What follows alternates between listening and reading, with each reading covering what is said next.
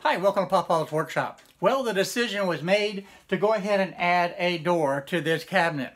So this door has the push button where it opens and closes, and today I want to show you how I did it. So let's get started.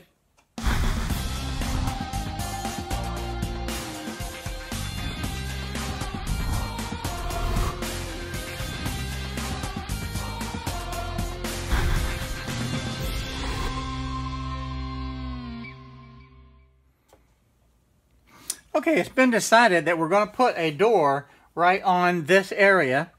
And to be able to do that, I'm going to be using this scrap piece of 2x12 to do that. Now what I'm looking to be able to do is have an 1/8 of an inch gap all the way around this. So all I need to do is measure this, and this is 10 3/16 wide. And the height is going to be from right up at the very top down to the bottom, and that's 8 3/4. So I'm going to subtract an 1/8 of an inch off of the top, and I'll subtract an 1/8 of an inch, which is a 1/4 of an inch, off the side, and I'll take this piece over to the table saw and get this cut. So this board needs to be 8 5/8 of an inch tall by 9 15/16 wide, and that will make it where it'll fit right in here and have an 1/8 of an inch gap on all the sides. So I'm going to the table saw now. At the table saw, I'm measuring to get the correct measurement, and oftentimes I will measure both from the front of the blade as well as the back of the blade to the fence. That just ensures that the fence is 100% parallel to the blade. The other thing that I like to do is lower the blade down to where it's just above the height of the board before cutting.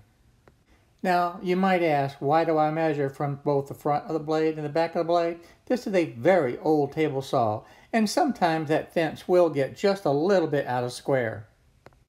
Okay, with this cut now, I'm going to give a quick little test fit, and you can see that will be just right. 1/8 of an inch on each side, and an 1/8 of an inch on the top. The next thing I decided to do is put engraved in this area the American flag.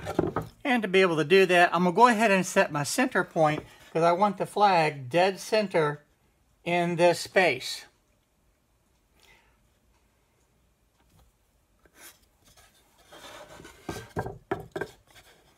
So just using a scrap block of wood for a straight edge,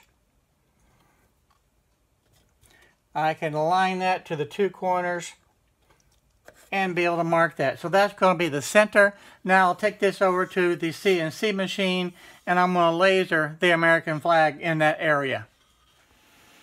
Now I opened up the Lightburn software to be able to engrave this, and this flag was a download that I had taken from the Google images. It's important to note that when I do this, I always look for files in the search that are royalty free and it's not copyrighted protected. Now this one, I want to be able to stain the board when it's finished, but I also want these stripes and the stars, of course, to remain white. So one of the ways that I did that is I went ahead and put a border around this. So I'll be able to stain right up to the border and not get inside of this area.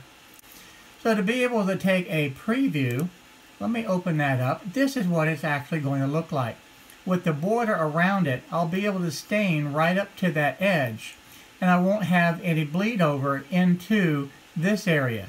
So this area will be white around the flag, which I think will be nice because it'll set the flag off and make it stand out. And of course the stripes will be white as well as the stars. So I'm going to go ahead and set this up now and go ahead and begin the engraving.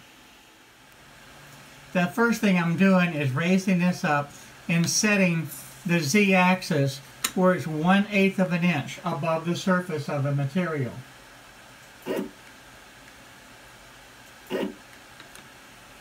And there we go. I'm going to go down 1. And that is perfect. So that gives my height. Now I want to be able to line the laser directly to the center of this center point that I have marked. So I'm going to go ahead and turn the laser on. And you can see that nice little purple glow. And now I can just go ahead and align this directly over my dot. So now I have a square to the table. I have the laser directly into that center point, and you can see the laser dot right there, which is very low power, and I have it centered. So now I'm ready to be able to carve, or I should say engrave. So now back at the Lightburn software, I'm going to go ahead and switch over to the laser window, and I can actually start because everything else is now ready to go.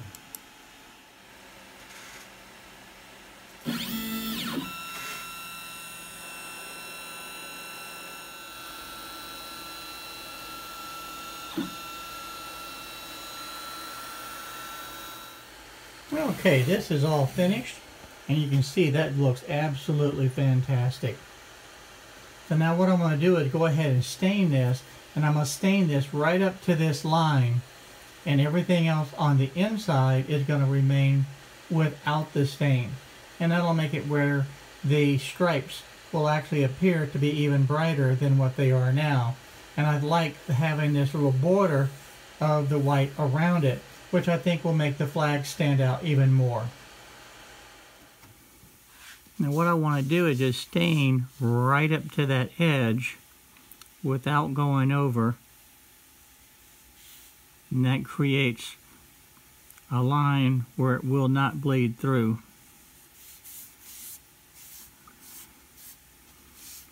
And that's looking real good. That's exactly what I wanted to be able to accomplish. I'm going to spin this around. Doing the stain this way, it makes it where that flag really just jumps out. And it also makes that engraved line basically just disappear. And that was something that I was hoping would happen, but I wasn't sure that it would. So now you can see how it's starting to really take shape. I'm going to go ahead and do the edges and the back. But I think you'll have to agree that looks really good. Now I marked the location for the hinges, and I'm using a very sharp chisel just to be able to take out the material where that hinge will be recessed into the wood and sit flat against the surface. So this chisel being extremely sharp, I don't really need to use a hammer to tap on it to be able to cut this wood. Just a slight tap with my hand and it is perfect. Now as I'm cutting this mortise, I do want to check the hinge to be able to make sure that I don't cut too deep, because I want the hinge flush to the surface of the wood, and I don't want it to go any deeper. Now to be able to cut the mortise on the back of the door, it's important to be able to have it secured. And I don't have all the fancy hold downs that a lot of people have on their real expensive workbenches. All I use is a scrap piece of wood with a clamp, and that works just fine. I'm able to hold the door down, be able to cut the mortise without any difficulty whatsoever. And to be able to cut the other side of the mortise, I'll just simply turn the door around, and that same block holds the material just fine. Again, it's not how expensive the tools are and how fancy they are. It's sometimes just being able to use a little creativity to be able to make things work. The next thing I want to do is go ahead and install the hinges as well as the door catch. I want to test fit everything and make any adjustments now before I put the final coats of the sealer onto the wood. The type of catch that I'm using on this door is a magnetic catch. It's a push type. So you push it to close it, then you push the door to open it. And I really like these catches when I don't want to use any type of handles or that type of hardware. Now that everything is dry, I'm just putting on all the hardware. Off camera, I put these two pieces back on. I've also put in the catch that will be a magnetic catch. It's a push type. The nice thing about this polyurethane water base is that it dries actually very quickly.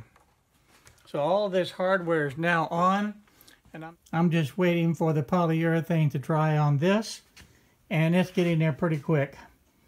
I only painted this about 10 minutes ago, and for the most part it's dry to the touch. Dries very quickly. So I'm going to let this sit for another few minutes, and then I'm going to put the door on. Okay, the cabinet is all done now, and I've completed putting on the door. And the nice thing about this, it has the little push button catch.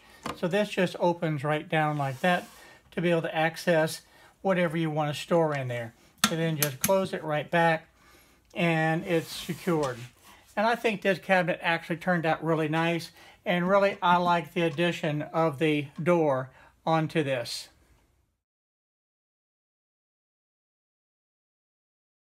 Hi everyone, thank you for watching my video today. If you like the video, please go ahead and hit the subscribe button down below and the little bell next to it so you'll be notified on the different videos that I upload. Also, check out the videos over here to be able to stay up to date on the happenings in my shop. So again, thank you for watching my videos.